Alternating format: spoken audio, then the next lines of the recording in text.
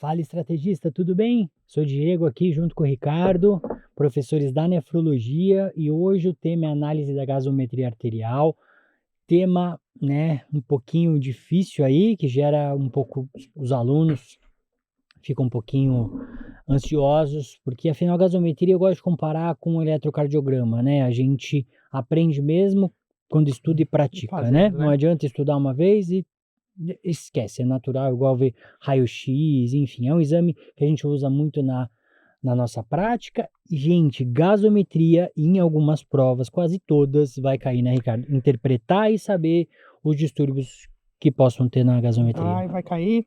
E é importante até um aviso que a gente faz aqui, a gasometria é só a maneira com a qual você diagnostica um distúrbio ácido básico, né, Diego. Então Exatamente. nós vamos ter outro podcast que é sobre análise mesmo dos distúrbios ácido base, aí vamos explicar as principais causas de acidose, de alcalose, falar direitinho do distúrbio ácido básico. Aqui nós vamos aprender o passo a passo para você destravar de vez e conseguir diagnosticar direitinho um distúrbio ácido básico, né. Então, tem só esse pequeno aviso, tá bom? Exatamente. A gasometria é um exame extremamente corriqueiro para a gente, né, e tem algumas indicações mais pontuais, principalmente na avaliação do paciente crítico, né, não só para ver distúrbio ácido básico, mas também para ver a parte de oxigenação, quando a gente fala de gasometria arterial. Também tem muita utilidade no ambulatório, né, principalmente para a gente que faz segmento de paciente doente renal crônico, então é extremamente importante. E é interessante a gente entender que por ser um exame que na maioria das vezes ele é coletado de maneira arterial, existem sítios de punção. E uma coisa que é cobrada nas provas, tanto nas provas na parte teórica quanto na parte prática, é a avaliação dos sítios de punção, né. Então nós temos 3 lugares principais que a gente coleta gasometria: Sim. a artéria radial, a artéria pediosa e a artéria femoral.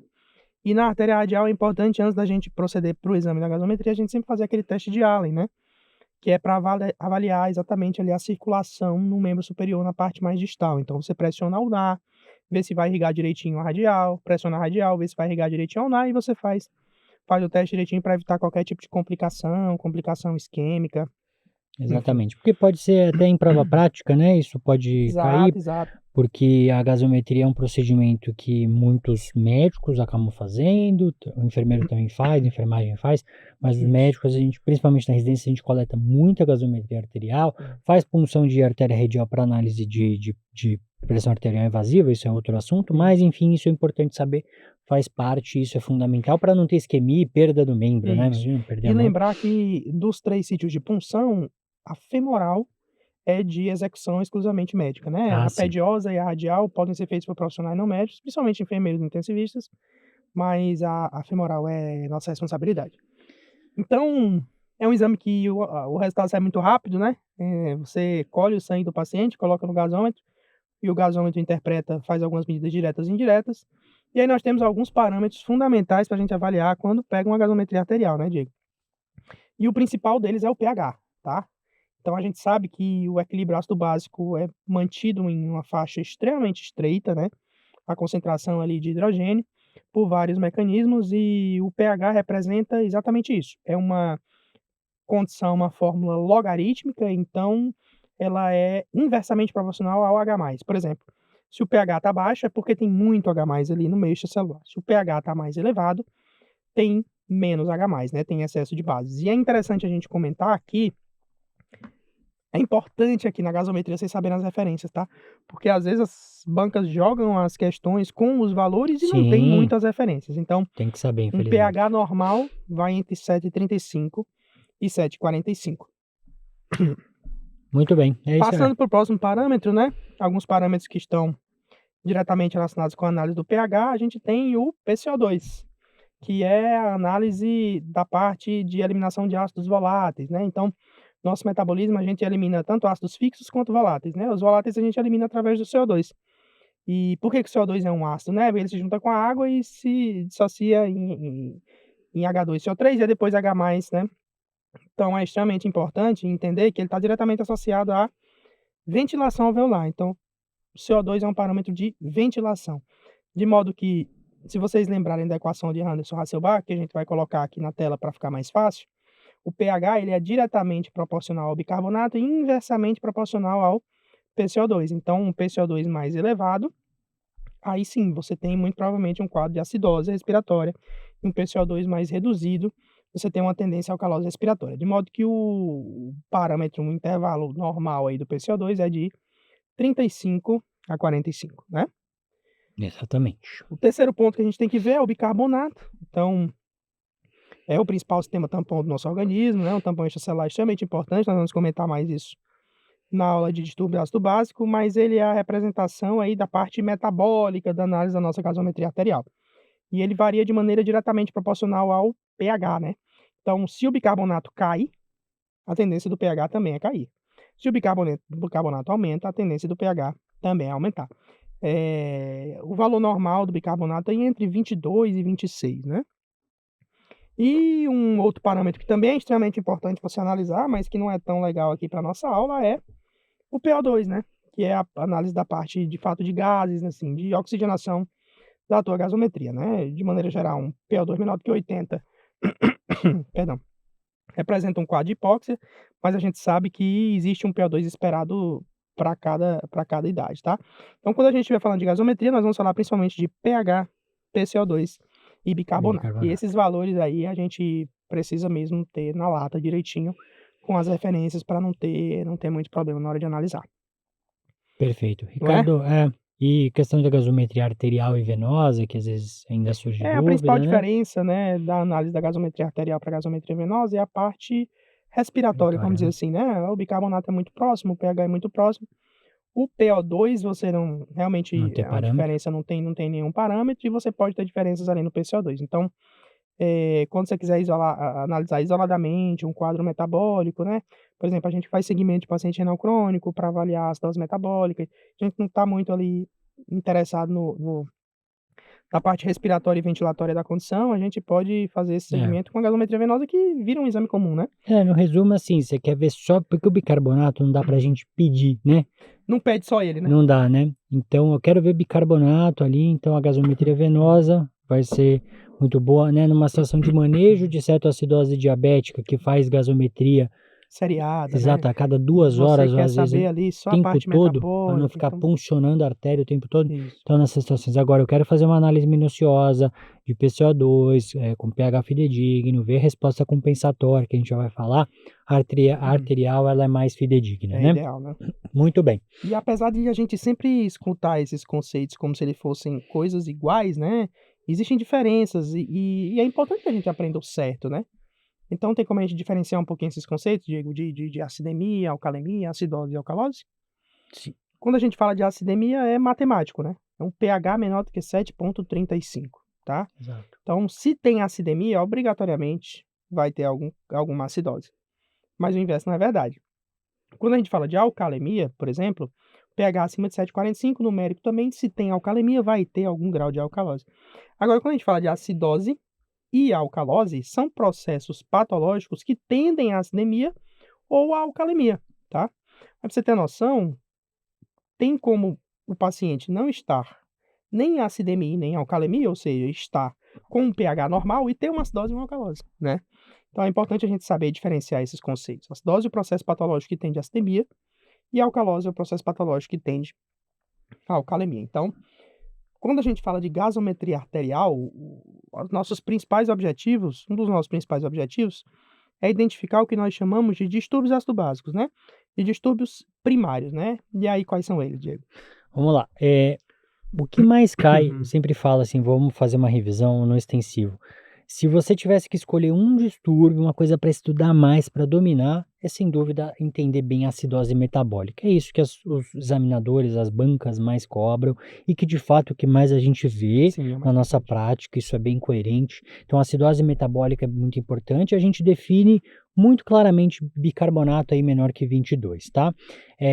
A acidose metabólica, que nem o Ricardo falou, né, termo acidose, acidemia, é legal falar, o pH no sangue ele é muito nobre, então alterações no pH para mais ou para menos, elas alteram, né, a tal da curva da dissociação da hemoglobina, afeta muito a Funcionalidade celular, funcionalidade miocárdio. celular como um todo, miocárdica, circulatória, enfim. É muito importante. Por isso que às vezes o pH ele tem que estar, o corpo vai fazer de todas a forma para tentar deixar ele no intervalo correto. Isso. E quando você tem essa tendência, esse distúrbio, né, acidose, levando a acidemia que possa causar disso, ela é muito, muito séria, né?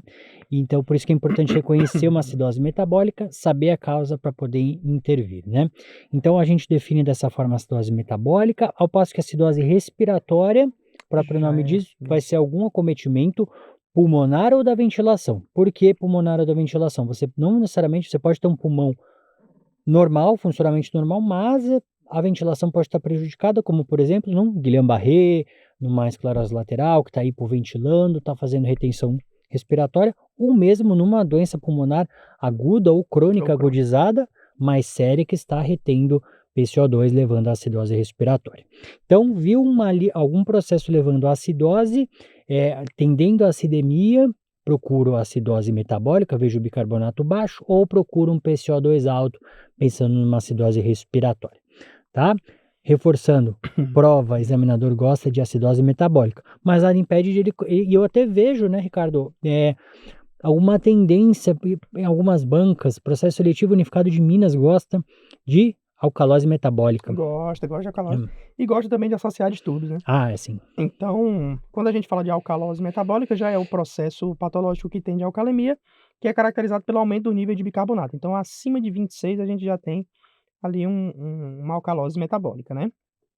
E a parte respiratória, provavelmente aqui está dentro de uma hiperventilação ou hipoxemia, a gente vai discutir isso melhor no podcast sobre distúrbios ácido-básicos, mas é caracterizado por um PCO2 abaixo de 35. E o que eu quero que vocês entendam aqui?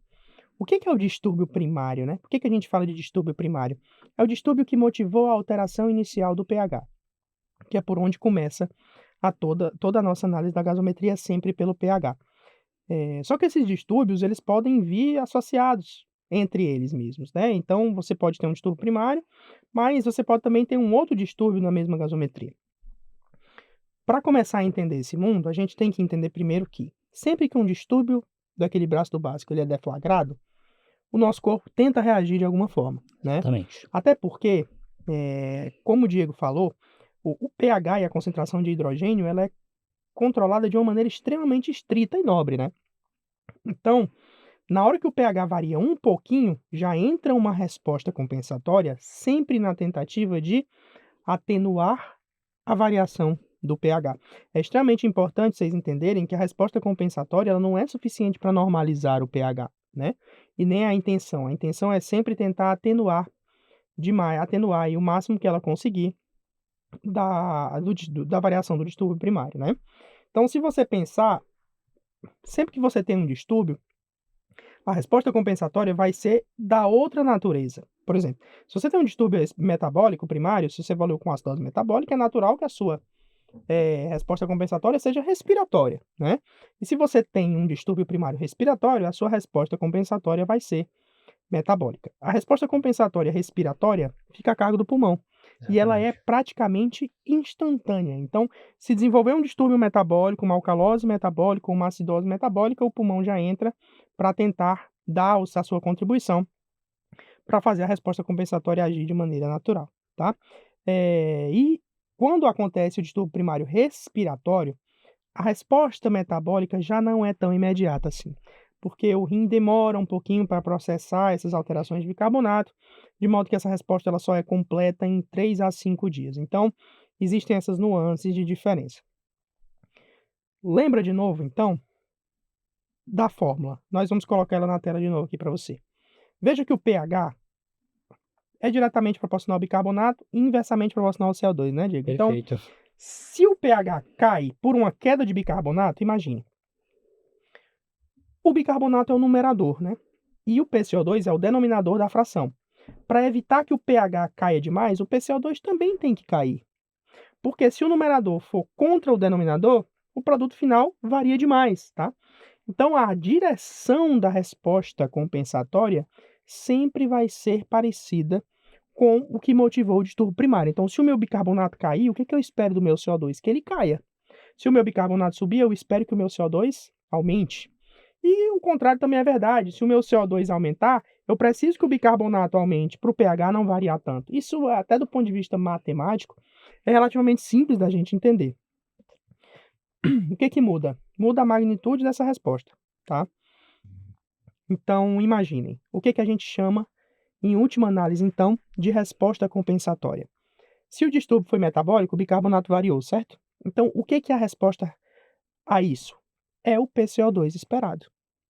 Se o distúrbio foi respiratório, foi o PCO2 que variou. Então, o que é a resposta disso aí? É o bicarbonato Bicarbonato, esperado. exato. Então, é simples a gente tentar entender isso do ponto de vista matemático mesmo, até para facilitar um pouquinho as contas, né? Porque gasometria é um tema que, às vezes, é um tema que, se você não seguir o passo a passo direitinho, normalmente os alunos estão muito sujeitos a erro nas Sim, questões, né? São questões com alto índice de erros. E é aqui que eu gosto sempre de frisar isso, porque quando você está numa prova e acerta uma questão que muita gente erra, você larga muito na se frente, né? diferencia, Larga exatamente. muito na frente. Então, claro, tudo isso vai aparecer na tela aqui para vocês. A tabela sobre a direção e a magnitude da resposta compensatória. Mas é aquela história, né, Diego? Acidose metabólica não tem jeito. Você É, precisa precisa saber. saber. Professor, como que eu calculo o PCO2 esperado? Como que eu calculo o bicarbonato esperado? Tá aí. Só que tem uma formulazinha que você tem que levar de cabeça. Essa aí Não tem que tem saber. jeito. Essa daí, se cair alguma coisa de gasometria na tua prova, a probabilidade é altíssima que seja essa fórmula aí. Então, qual é a fórmula? É a fórmula que a gente chama carinhosamente de fórmula de Winter, né? Que é o PCO2 esperado para um caso de acidose metabólica. Então, 1,5 vezes o bicarbonato, mais 8, pega tudo isso, mais ou menos 2, né? Então, por que é importante a avaliação dessa resposta compensatória? Porque imagine agora, fora dos cálculos, né? Até agora a gente não falou um número, né? Vamos supor que você está com um paciente com acidose metabólica, o bicarbonato dele cai, certo? E aí você faz essa conta e encontra uma faixa de PCO2, não é isso? Dali até ali, na faixa que você encontra, é a resposta compensatória esperada. Se por algum motivo o paciente está com PCO2 menor do que o que ele devia, aí passou da resposta. Aí ele já está eliminando mais CO2 do que ele devia. Se ele está eliminando mais CO2 do que ele devia, que distúrbio é esse caracterizado pela redução do CO2? É uma alcalose respiratória. Então você vai ter uma acidose metabólica associada a uma alcalose respiratória. Imagina o contrário. Se ele está ali com um bicarbonato, você calcula a faixa de PCO2 esperado da resposta compensatória habitual e você se depara com um paciente que está com um PCO2 acima do que era o esperado para ele. Se está acima, ele está retendo mais CO2 do que ele deveria, além da resposta compensatória. Mas se ele está além da resposta compensatória, isso já é um novo distúrbio, um distúrbio que se caracteriza pelo acúmulo de CO2, que é a acidose respiratória, então seria uma acidose mista. Isso a gente vê, né, Ricardo, isso é Uhum. em questões eles colocam, é um paciente exemplo que chega com colocou ali num contexto, uma acidose metabólica, por exemplo, uma acidose metabólica de causa renal, a gente já vai falar as causas nos distúrbios mesmo, eh, em outro episódio, mas tem uma condição que às vezes um acometimento pulmonar mais sério, Exato. uma pneumonia mais grave ou uma síndrome de desconforto respiratório agudo, uma SARA, que acaba retendo mais CO2, né, isso é muito comum. E a dica também é não pre não precisa decorar. Lembre, qual a principal que você quando vê um paciente acidose, a primeira causa que vem, que sempre todo mundo lembra é CAD, né, cetoacidose diabética. E quem já viu o paciente com cetoacidose diabética já olhou, sabe, ele o quê?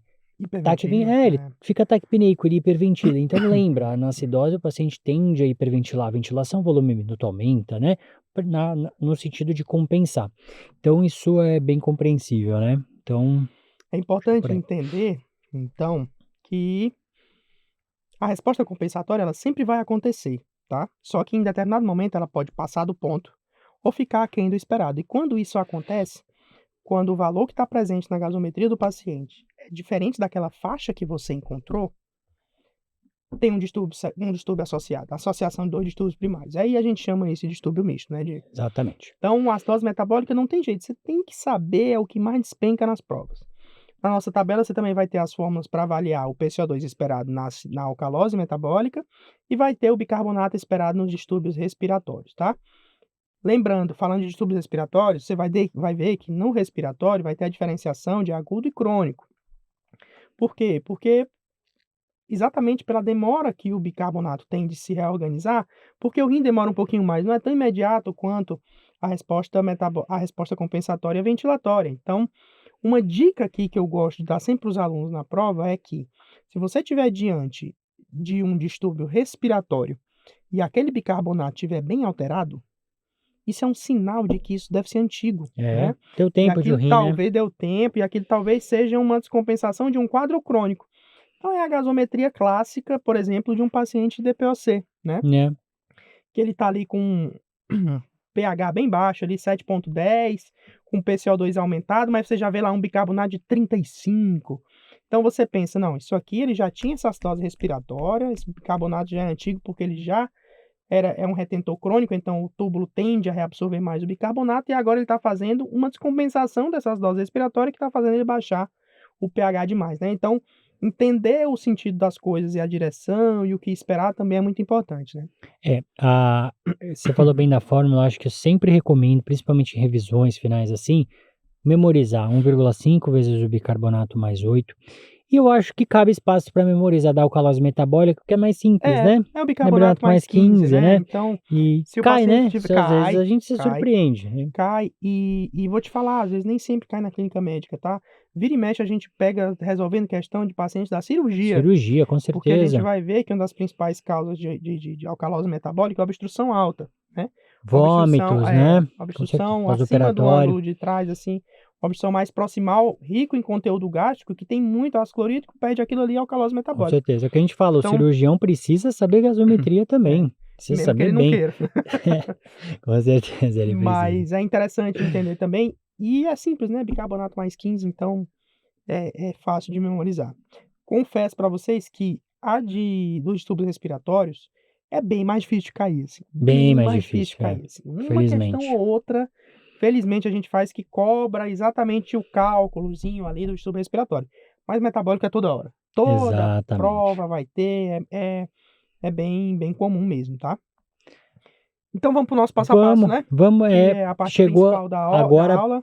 pôr a mão na massa, Vamos né? pôr a mão na Porque massa. assim, nem a gente comentou no início do episódio, gasometria tem que praticar, né? Então eu sempre falo, é igual eletro, não tá vendo diariamente, que isso é a nossa rotina, né? É. Igual eletro, tem que ver com frequência gaso, então pega algumas em questões para você ir praticando. Primeira coisa, então a gente vai avaliar o pH, como a gente falou, os parâmetros a gente precisa decorar. A maioria não coloca os Não, coloca as intervalos, tá bom? referências. As referências. Então pH 7,35 a 7,45. Se tá normal, não adianta você pular a questão. Tem coisa para avaliar ainda, muita Tem coisa coisa. para avaliar e, de certo modo, quando o paciente está com um pH normal, só existem duas opções. Exato. Ou tá normal? Ou tá normal, e aí você olha que o PCO2 e o bicarbonato estão normais, aí não adianta você brigar, tá tudo Sim. certo. Ou você vai ver que o PCO2 e o bicarbonato estão em direções opostas. O PCO2 alto com bicarbonato, estão nas direções que fazem o sentido ficar oposto, né? Então você vai ter um quadro de acidose metabólica, talvez com alcalose respiratória, ou então o quadro de alcalose metabólica com acidose respiratória, você vai ter distúrbios que são opostos, né? Diametralmente opostos, para poder manter o pH normal. E lembra, se o pH está normal e o PCO2 e o bicarbonato estão alterados, não espere que ali tenha nenhuma resposta compensatória, porque ela não é capaz, né, de normalizar o pH. Então, pegou um pH normal, é isso. PCO2 e bicarbonato estão normais, segue o jogo, tá normal. Se estão alterados, provavelmente tem distúrbios. Ah, professor, e como é que eu começo a análise?